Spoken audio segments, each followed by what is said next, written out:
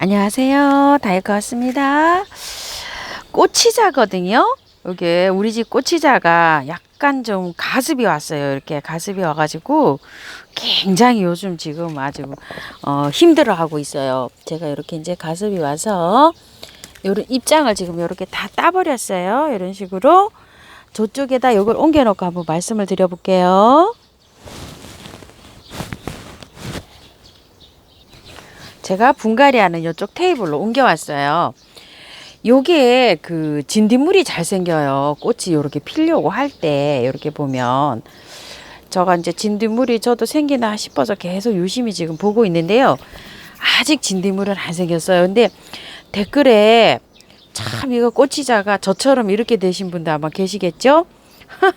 이렇게 되신 분도 계시고 어떤 분은 여기가 새카맣게 돼가지고 요렇게 해서 여기 새카맣게 돼가지고 그래요 댓글에 이렇게 돼서 곰팡이처럼 그렇게 피신다는 분도 계시고 꽃을 만개를 못 하신다는 분도 계시고 참 여러분이 계셔요. 그래서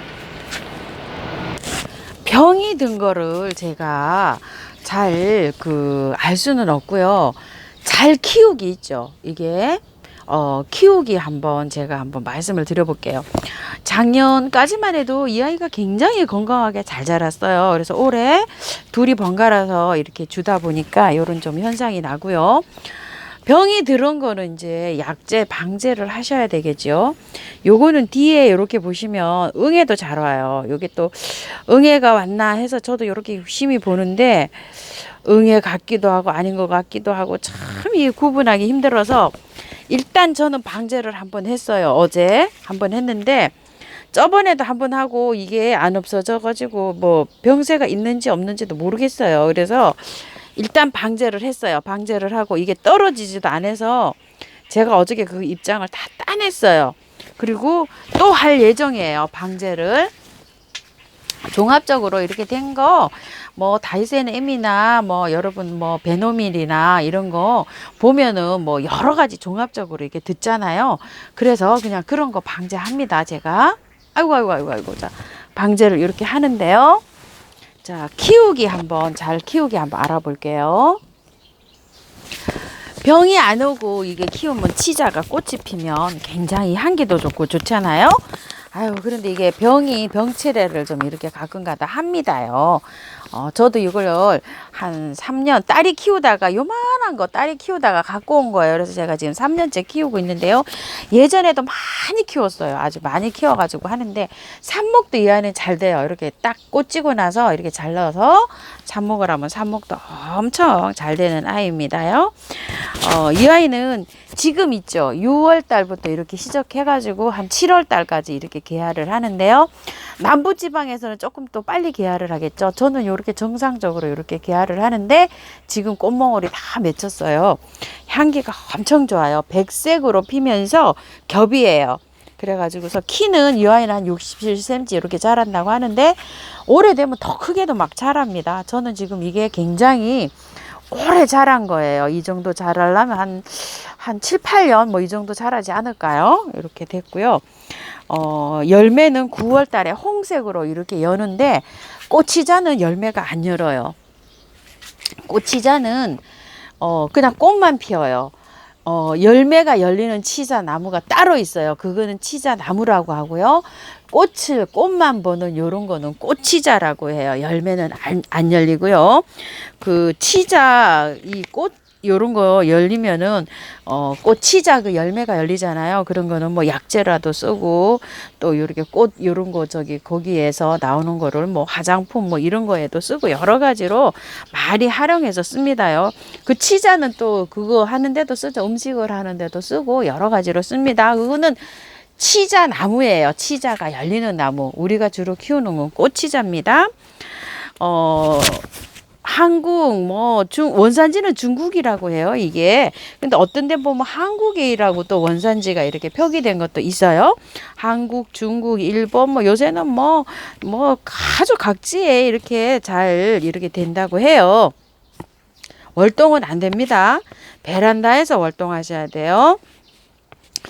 이게 그 토심이 깊고 이렇게 이 키우기를 보면은요, 토심이 깊고 비옥한 사질의 양토에서 잘 자란다고 이렇게 돼 있어요. 그러면 사질의 양토면 모래흙인데, 모래가 많이 섞인 흙인데 양분이 많은 그런 곳에서 잘 자란다고 하잖아요. 그러니까 우리가 분갈이를 할 때는 마사를 한 50 정도 하셔가지고 배수가 잘 되게 이렇게 하셔가지고 분갈이를 하되, 양질의 그 저기를 좋아한다 그러니까 액비를 지금 이럴 때 있죠. 개야 꽃몽오리가 다 맺었잖아요. 이럴 때부터 액비를 많이 주셔가지고 얘를 키우면은 잘 키울 수 있는 그런 팁이기도 합니다요. 햇볕은 풍부하게 받아도 좋지만 이 아이는 반그늘에서도 잘 자란다. 키우시는 분 보시면은 햇볕이 강하면은요, 이 입장이 타버리고 약간 입장이 이렇게 탈 수도 있고 하기 때문에 반그늘 2~3시간 들어오는 그런 장소에서 키우면 제일 잘 자란다. 이렇게 블로그에 여러분 키우시는 걸 보면 양지에서보다 반그늘에서 더 잘 자란다. 이렇게 많이 돼 있어요. 이 아이가. 낮에 한낮에 들어오는 직광 있죠. 그런 거는 좀 피해 주시고 아침이나 저녁에 들어오는 그런 2~3시간 들어온 햇살 그런 데서 잘 자란다고 돼 있어요. 요게요. 이게 그 공해에 강하고 이식력이 좋다고 돼 있는데 삽목을 하면 뿌리가 잘 내린다는 그런 얘기겠죠. 꽃말이 엄청 좋아요. 청결, 순결, 행복, 변함없는 즐거움 이렇다고 합니다. 꽃이 이제 이렇게 피잖아요. 개화하는 과정에서는 액비를 한 20일에 한 번, 한 달에 한 번, 지금 이렇게 이제 피기 시작할 때 있죠. 요럴 때 액비를 한번 주시고, 꽃이 만개가 됐잖아요. 개화가 되면 한 번 주시고, 어느 정도 또 지나서 한 보름 정도 지나서 한 번 이렇게 주면 액비는 뭐 거의 다 준다 이렇게 생각하시면 될 것 같아요. 저는 꽃망우리가 맺히기 전에 그때 한번 커피 액비를 한번 먹였고요. 이렇게 꽃망울이 왔잖아요. 이렇게 병충해가 있어가지고 계속 지금 액비를 못 주고 있어요. 그래서 지금 약을 쳤는데요. 약 치고 나서 이제 액비를 한번 먹이려고 해요. 또 한번 약을 한 번 더 쳐야 되거든요. 약 한 번 더 치고 내일쯤 약 치고 하루 지나서 액비를 먹이려고 이렇게 생각을 하는데요. 그렇게 액비를 주고 개화가 다 됐을 때 있죠. 그럴 때 한번 이렇게 주면 끝날 것 같아요. 액비는 그렇게 해서 줄 예정이고요. 번식은 씨로도 번식을 하는데 이 꽃치자는 씨가 안 맺히잖아요. 그러니까 치자나무의 경우에는 씨로 이렇게 번식을 하는데 그 씨를 봄에 심는 게 새싹이 가장 잘 나온다고 해요. 가을에 심는 것보다 요런 꽃치자는 삽목으로 이렇게 번식을 한다고 합니다. 물을 굉장히 좋아하는 아이예요. 이 아이가. 배수가 잘 되게 이렇게 심어 놓으면 하루에 한 번, 이틀에 한 번씩 화분의 크기에 따라서요. 화분이 저처럼 이렇게 크게 이렇게 심어 놓으면 이틀에 한 번씩, 3일에 한 번씩만 줘도 돼요. 이 화분이 굉장히 큰 화분이에요. 이렇게 해서 하면 되는데 화분 크기에 따라서 작은 화분은 매일 배수가 잘 되게 심은 그런 조건에서 말씀드리는 거예요. 그런 조건에서는 하루에 한 번씩 줘도 괜찮고, 화분 크기에 겉흙이 마르면 이렇게 듬뿍듬뿍 이렇게 해서 키우는데요. 이 아이는 건조에도 굉장히 강하다고 돼 있어요. 그러니까 물을 좋아하지만 또 너무 가습은 또 싫어하고 또 건조도 강하다고 이렇게 돼 있어. 참 이게 어렵게 그렇게 까다롭게 돼 있어요. 그런데 작년까지 제가 배수 잘 되게 해가지고 장맛비도 다 마쳤는데 작년에 이야기 괜찮았거든요. 올해 이렇게 병이 들었어요. 이게 가습이 아닐 수도 있어요. 제 생각에는 병충해일 수도 있어요.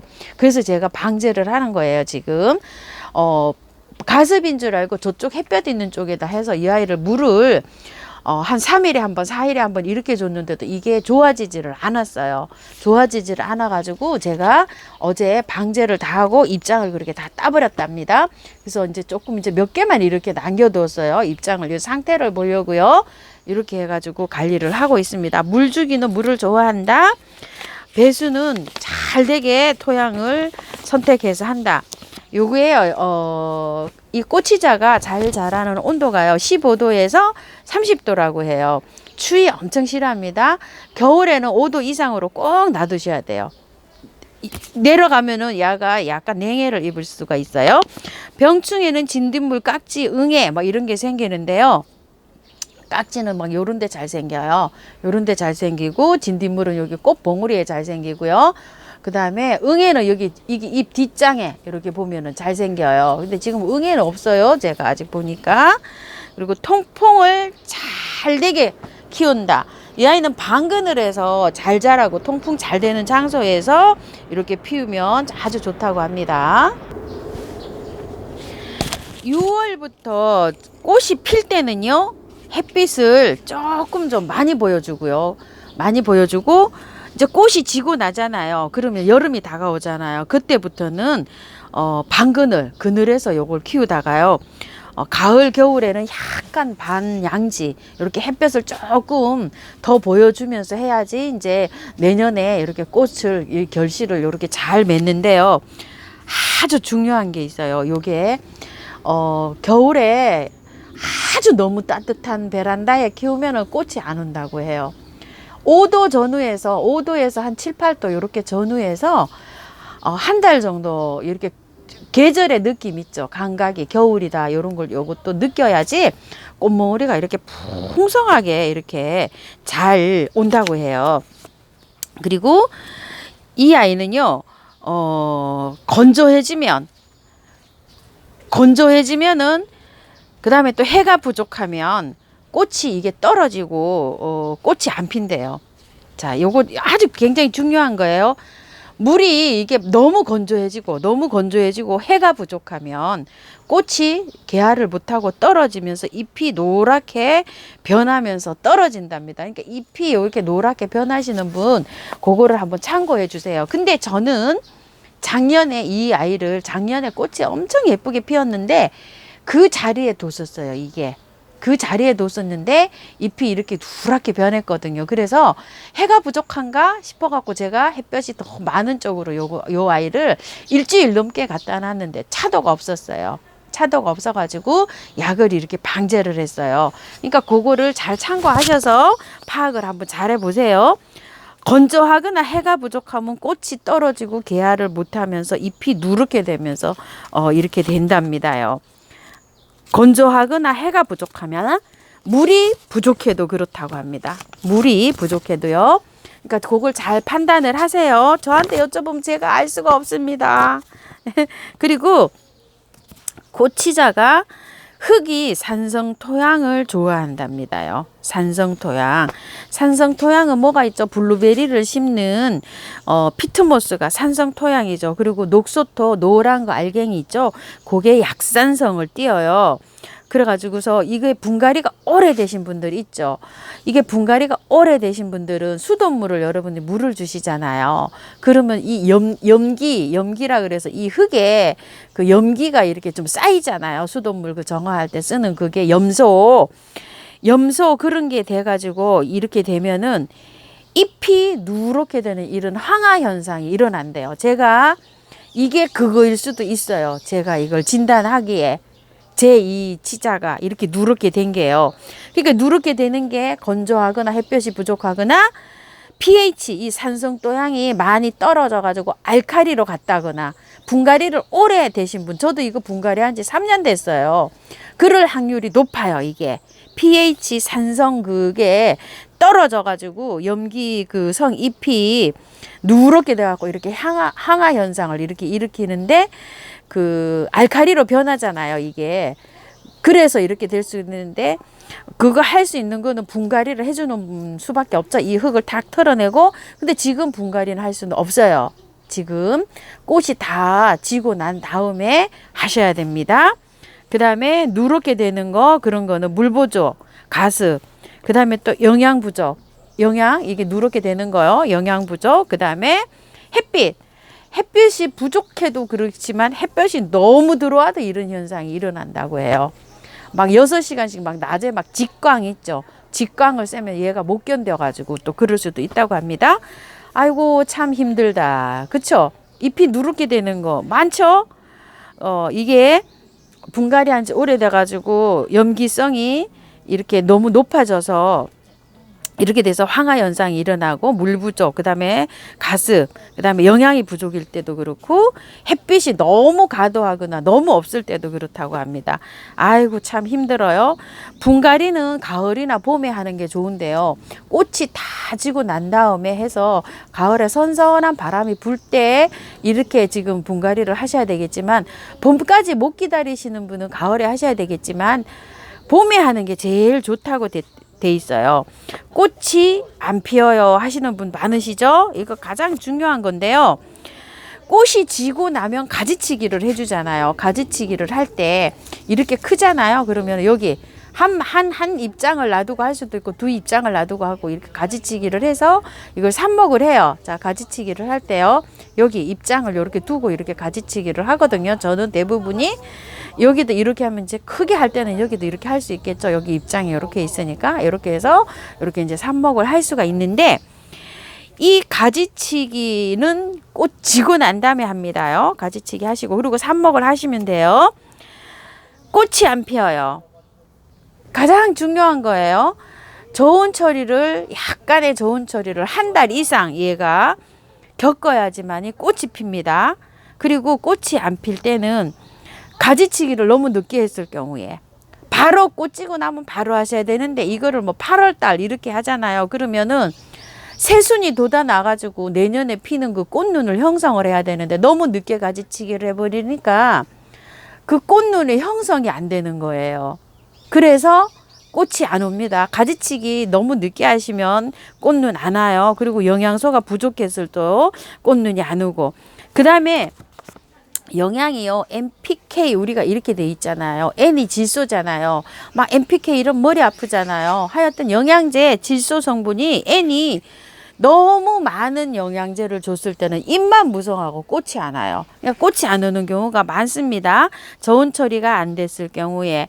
그 다음에 영양이 질소 성분 N이 너무 많이 들어가서 잎만 무성하게 자랄 때, 영양소가 부족할 때, 가지치기를 너무나 늦게 했을 때, 이럴 때 꽃이 안 오니까 그거를 잘 관리하셔서 하시기 바랄게요.